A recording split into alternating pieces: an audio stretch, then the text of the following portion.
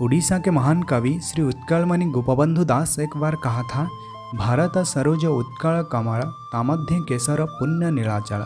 अर्थात अगर पवित्र भारत भूमि एक सरोवर की भांति है, उड़ीसा इसके अंदर कमल पुष्प की तरह और पुण्य नीलाचल धाम जहाँ भगवान श्री जगन्नाथ विराजमान करते हैं, केसर के समान है।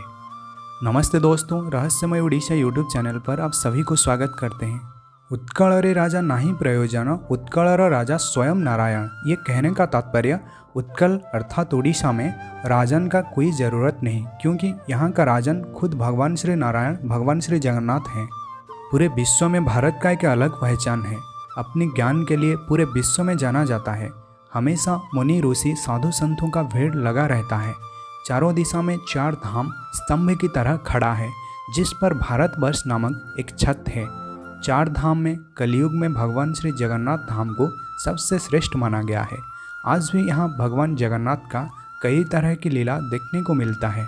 उड़ीसा की इसी पावन धरती में कई तरह की अलौकिक स्थान है, जहाँ भगवान श्री जगन्नाथ की नित्य लीला देखने को मिलता है। ऐसा ही एक स्थान है जिसका नाम है जलोका। मालिका में इसके बारे में बहुत कुछ लिखा गया है।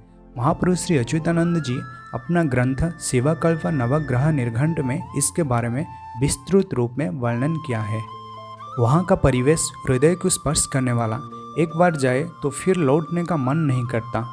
बहुत सारे अमर औषधि और अलौकिक वट वृक्ष विराजमान करते हैं। ऐसा ही एक दिव्य वट वृक्ष वहाँ पर है, जिसके बारे में मालिका में कुछ ऐसा प्रमाण मिलता है।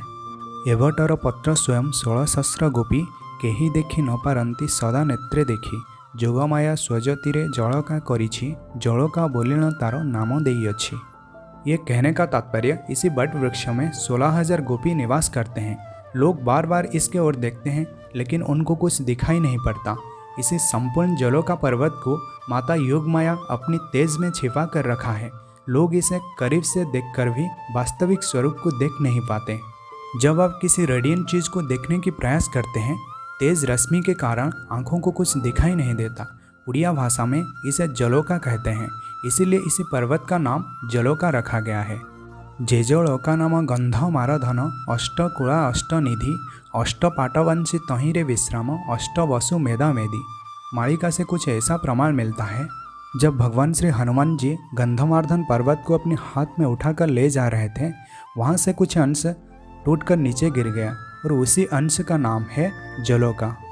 महापुरुष श्री अच्युतानंद जी कहते हैं, इसी जलोका पर्वत में भगवान श्री कृष्णचंद्र के 8 पाटवंशी और 8 वसु निवास करते हैं। इसी जलोका पर्वत में एक अद्भुत गुफा है, जिसका नाम मणिनाग गुफा। इसके बारे में मालिका में जो कुछ भी लिखा गया है, उसे विस्तृत रूप में आपको बताएंगे।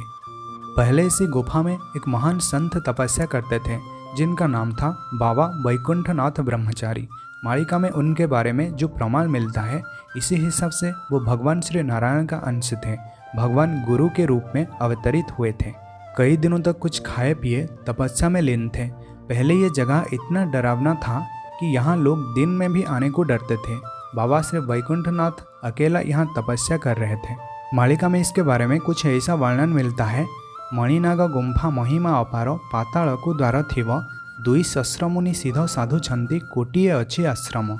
उपाधि वैष्णव माने अछंती सेठारे सनकादि मुनि माने आसंती संध्यारे। महापुरुष श्री श्री अच्युतानंद जी कहते हैं, मणिनाग गुफा की महिमा बड़ा ही अद्भुत है। यहाँ मणिनाग के रूप में भगवान श्री जगन्नाथ निवास करते हैं। कली रूपी नर्क से मनुष्य को उद्धार करने के लिए भगवान नारायण श्री वैकुंठनाथ ब्रह्मचारी के रूप में गुरु रूप में प्रकट हुए। मालिका में उनके बारे में कुछ ऐसा प्रमाण मिलता है। अखिल ब्रह्मांड तारण कारक देवे द्विज घरे जात विरजा मंडले अवतरी थिवे विष्णु अंशे हेवे ख्यात। काम रमापरा बीज वसायण ध्यान सूत्र शिखाइबे चिन्हा न पड़िवे चिन्हि न पारिवे ब्रज सुत वाछी नेवे। संपूर्ण ब्रह्मांड के तारणहार ब्राह्मण के घर पर विरजा मंडल में अवतरित होंगे और विष्णु के अंश में जन्म लेंगे। कोई उन्हें पहचान नहीं पाएगा, सिर्फ भक्त उनको पहचानेंगे। महापुरुष कहते हैं, मणिनाग गुफा में एक सुरंग है जो पाताल लोक तक जाता है। यहाँ पाताल कहने का अर्थ जलोका पर्वत एक बाह्य आवरण है, मतलब एक बाह्य आवरण से ढका हुआ है।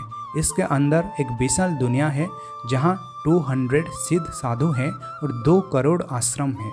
इससे आप अनुमान लगा सकते हैं ये कितना विशाल होगा। सभी बातें काल्पनिक लगने पर भी ये सच है, इसीलिए तो माता योग माया अपनी माया से इसे छिपा कर रखा है, कहीं कली की घोर प्रभाव से ये भी दूषित ना हो जाए। इसी अलौकिक स्थान में वैष्णव लोग रहते हैं। हर रोज शाम को सनकादि मुनि यहाँ आते हैं।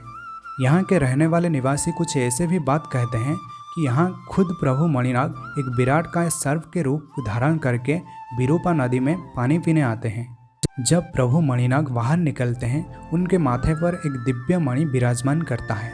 तो दोस्तों, इसी वीडियो में बस इतना ही है। अगर आपको ये वीडियो अच्छा लगा तो आप इसे लाइक कर सकते हैं, चैनल को सब्सक्राइब कर सकते हैं और इस वीडियो को अपने दोस्तों के साथ शेयर कर सकते हैं।